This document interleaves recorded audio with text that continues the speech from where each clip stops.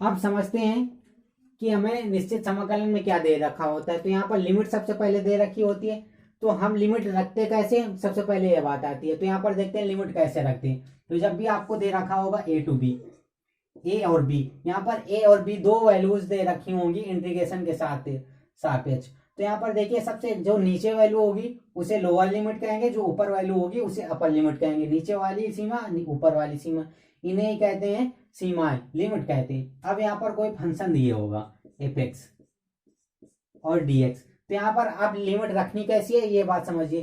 तो यहाँ पर सबसे पहले एफ एक्स का हम सबसे पहले इंटीग्रेशन करेंगे। तो इंटीग्रेशन जब करेंगे तो एफ एक्स कोई फंक्शन सपोज दैट वैल्यू होगी, तो यहाँ पर जब फंक्शन दे रखा होगा इसका इंटीग्रेशन करेंगे तो मान लिया कैपिटल एक्स, तो यहाँ पर स्मॉल एफ एक्स दे रखा, इसे मान लेंगे कैपिटल, तो कैपिटल एक्स मान लेंगे। तो इसका मतलब हो गया यहाँ पर इसका जो था इंटीग्रेशन हो गया। अब इंटीग्रेशन हो गया, लिमिट कैसे रखनी, ब्रैकेट लगाएगी, lower limit upper limit, bracket बंद कर देंगे। यहाँ पर अब क्या करेंगे, अब हमको लिमिट रखनी है, तो क्या करेंगे, सबसे पहले ऊपर वाली लिमिट रखेंगे एफ बी माइनस, अब माइनस लगाएंगे, लोअर लिमिट रख देंगे एफ ए, जो भी आएगा आपका हो जाएगा आंसर यहाँ पर।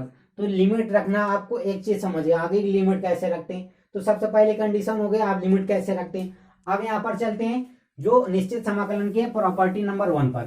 तो लिमिट आपको समझ आ गई। प्रॉपर्टी नंबर 1 देखिए, जब आपको कोई फंक्शन दिए होगा, इंटीग्रेशन दिए होगा A to B F X D X, यहाँ पर कोई इंटीग्रेशन दे रखा है, निश्चित समाकलन है, तो जहां पर लिमिट आपको दिखाई दे वहां पर निश्चित समाकलन बिना कहे आपको समझ लेना है। यहाँ पर आप देखिए प्रॉपर्टी नंबर 1 है निश्चित समाकलन की। अब यहाँ पर प्रॉपर्टी नंबर क्या गई थी, जब भी कोई फलन को एक्स में दे रखा हो, कोई भी इंटीग्रेशन है, यहाँ पर जो भी हमको दे रखा है फंक्शन का जो इंटीग्रेशन करना है यहाँ पर एक्स के सापेक्ष करना है। अब यदि हमें एक्स के सापेक्ष ना भी करना चाहे तो क्या कर सकते हैं, पहली प्रॉपर्टी यही कहती है यदि हमें दूसरे फंक्शन में बदलना है तो बदल भी सकते हैं। तो यहाँ पर अगर जो एक्स में दे रखा है तो आप टी में बदल लीजिए, ए टू बी और एफ टी टी कर लीजिए। तो एक्स के स्थान पर आप टी कर लिया, यहाँ पर टी के स्थान पर आप कुछ भी मान सकते हो, कोई दिक्कत नहीं है। यहाँ पर ये बस यही प्रॉपर्टी नंबर ये कहती है कोई भी फलन दे रखा है तो आप उसको दूसरे फलन में भी चेंज कर सकते हैं। यहाँ पर एक्स में था, टी में मान लिया, T X Y Z something आप कुछ भी मान सकते हैं। प्रॉपर्टी नंबर 1 पहली समझ में आ गई। प्रॉपर्टी नंबर 2 देखिए,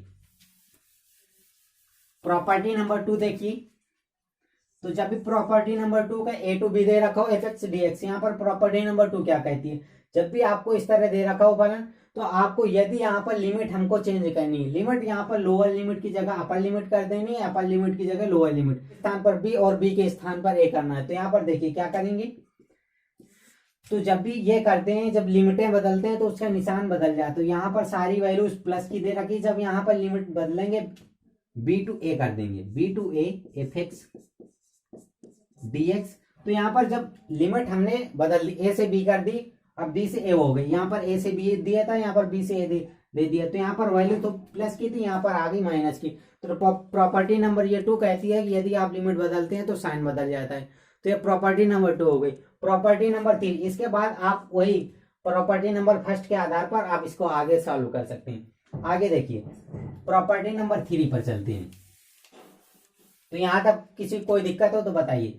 तो थर्ड नंबर देखिए, जब आपको दे रखा हो ए टू बी, तो यहाँ पर ए और बी के स्थान पर आप कुछ भी कांस्टेंट, ये कांस्टेंट वैल्यू होती हैं, आप कुछ भी मान सकते हैं, कोई दिक्कत नहीं, एफ एक्स डी एक्स। तो यहाँ पर प्रॉपर्टी नंबर 3 क्या कहती है, तो सारी प्रॉपर्टी आज मैं बताऊंगा आपको, वीडियो को देखते रहे, सारी क्लास आपको पूरी मिलेगी। तो यहाँ पर देखिए एफ एक्स डी एक्स दे रखा है, ए टू बी दे रखा है। यहाँ पर जब भी आपको इस तरह दे रखा हो तो लिमिट, यदि हमको यहाँ पर सिर्फ और सिर्फ 2 लिमिटें दे रखी, यदि हमको 2 से अधिक भी चाहिए लिमिट, सपोज दैट कई सारे क्वेश्चन होते हैं मॉड में दे रखे होते हैं, तो वहां पर एक लिमिट या 2 लिमिट से काम नहीं चलता, तो तीसरी लिमिट भी माननी होती है। तो यहाँ पर तीसरी लिमिट भी हम मान सकते हैं। यहाँ पर देखिए कैसे, जब ए से बी दे रखा हो तो क्या करेंगे, ए से सी एफ एक्स और plus C, C to B F X D X.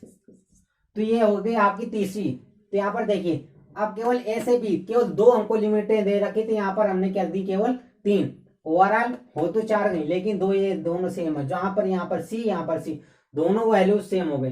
तो क्या करना है आपको, यहाँ पर सी का जो वैल्यू होती है ए से बड़ी होती है, बट बी से लेस देन होती है, ए से ग्रेटर देन बी से लेस देन होती है। ये बात तो आपको याद रखनी, ये सी है, सी फॉर कांस्टेंट। तो मतलब कोई कांस्टेंट वाले, कांस्टेंट तो एबीसी सारी होती है, लेकिन सी का जो मान होती है, सी का जो वैल्यू होती है, तो ए और बी मतलब दोनों अपर और लोअर लिमिट के बीच में होती है। आपको ये चीज याद रखनी। ये हमेशा लगता कहाँ है आपको, मैं अगले जो क्लास होगी वहां पर बताऊंगा। सी का मतलब जो भी ये वैल्यू होगी मोड के क्वेश्चन पे आती है। यहाँ पर अगली अगली ट्रिक देखिए, कोई ट्रिक नहीं, यहाँ पर अगली प्रॉपर्टी देखिए, 4th नंबर। तो प्रॉपर्टी नंबर 4 देखिए, जब आपको लिमिट दे रखी हो ए से B F X D X, तो आपको क्या करना है यहाँ पर। तो हो सकता है केवल यहाँ पर अभी तीसरी प्रॉपर्टी में मैंने बताई, केवल आप 2 या फिर 3, अधिकतम 3 मान सकते हैं, लेकिन यदि 3 से अधिक भी हो सकता हो तो वहां पर 3 से अधिक भी मान सकते हैं लिमिटेड। कैसे क्या करना है आपको, ए से C1 F X D x plus C1 C2 F X D x plus C2 C3 plus F X D x, आगे dot dot dot dot.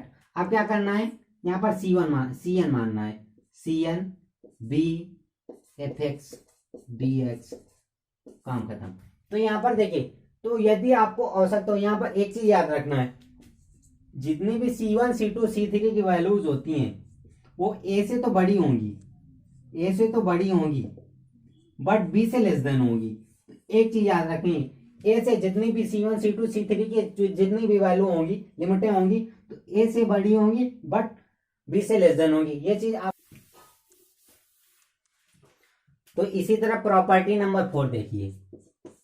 Property number 4 ये कहती है, जब आपको 0 से ए दे रखा हो एफ एक्स डी एक्स, तो यहाँ पर क्या करना है आपको, जब आपको 0 से ए दे रखा हो, तो प्रॉपर्टी नंबर 4 देखिए, तो आपको क्या करना है, 0 से ए रखना है, एफ ए माइनस एक्स।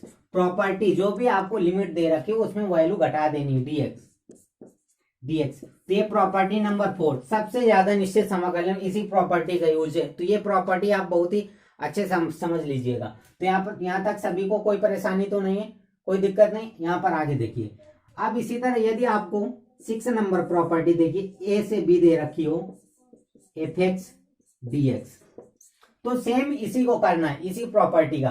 तो यहाँ पर बस 0 के स्थान पर ए दे रखा है और बी के स्थान पर ए दे रखा है। यहाँ पर क्या करना है, दोनों लिमिटों को जोड़ देना है, A plus B, upper limit sorry यहाँ पर lower limit plus upper limit. अब क्या करना है, जो भी वैल्यू एक्स दे रखा है घटा देना, डीएक्स।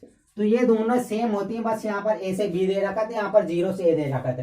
ए प्लस 0 करेंगे तो ए आ जाएगा, बस यहाँ पर ए प्लस बी कर देंगे, तो सेम वही है। तो प्रॉपर्टी नंबर 4 एंड 5 दोनों समान है। तो इसी तरह अगली प्रॉपर्टी की ओर चलते हैं, कोई दिक्कत हो तो कमेंट करिए। आगे देखते हैं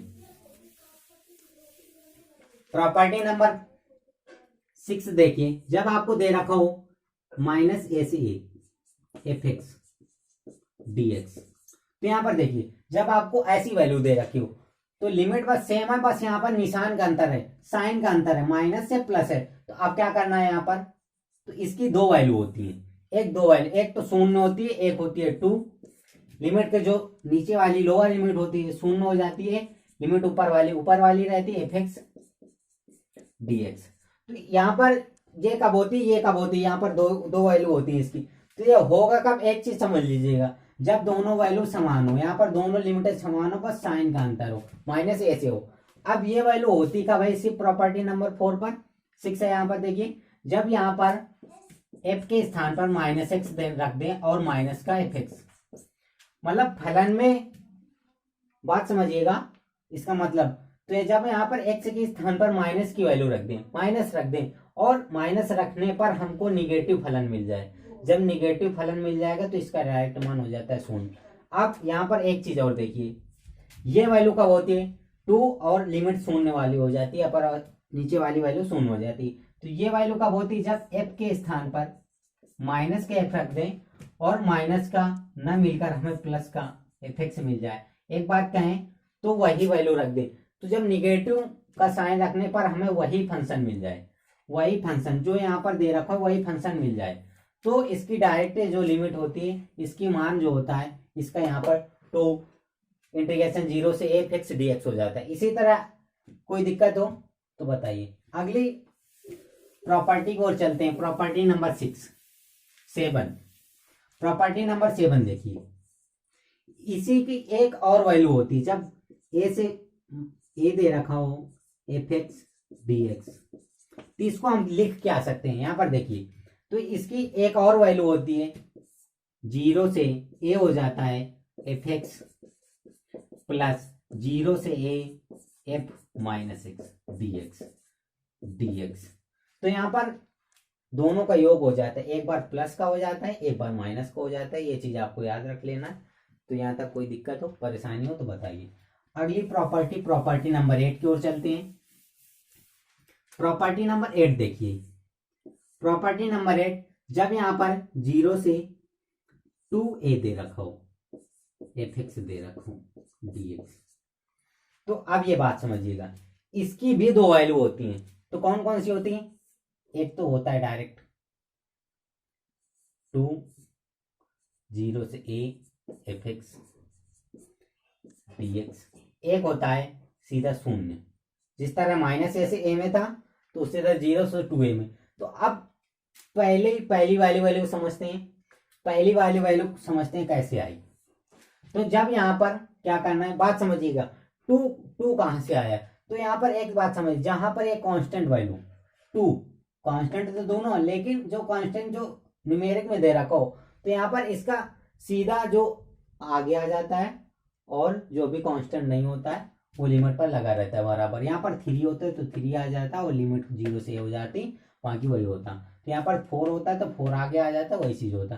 अब यहाँ पर एक चीज देखिए, ये वैल्यू कब होती है और ये वैल्यू कब होती है। तो यहाँ पर ये वैल्यू देखना कब होती है, आप 2a माइनस एक्स इसका टू आपको एफ एक्स प्राप्त हो जाए, तो आपको लिमिट में वैल्यू घटा देनी है, जो यहाँ पर फंक्शन दे रखा हो, तो लिमिट में वैल्यू घटा देना और वही फंक्शन मिल जाए, लिमिट घटाने पर, तो आपका डायरेक्ट ये वैल्यू हो जाती है। ये वैल्यू कब होती है, डायरेक्ट इसका मान 0 कब होता है, देखते हैं।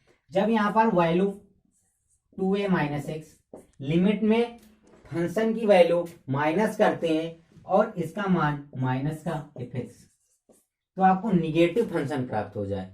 तो जब आप लिमिट आप फंक्शन में घटाएं और आपको फंक्शन ही निगेटिव में प्राप्त हो जाए, दे रखा हो प्लस में, आपको निगेटिव में प्राप्त हो जाए, तो इसका डायरेक्ट जो मान होता है 0 हो जाता है। इसी तरह इसकी एक और मान होता है, इसका यहाँ पर देखिए, इसका एक और डायरेक्ट मान होता है 0 से a एफ एक्स प्लस 0 से a F minus x D X.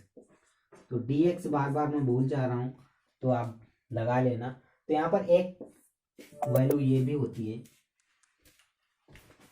तो ये प्रॉपर्टी नंबर 8 थी। इसी तरह अगली प्रॉपर्टी की ओर चलते हैं।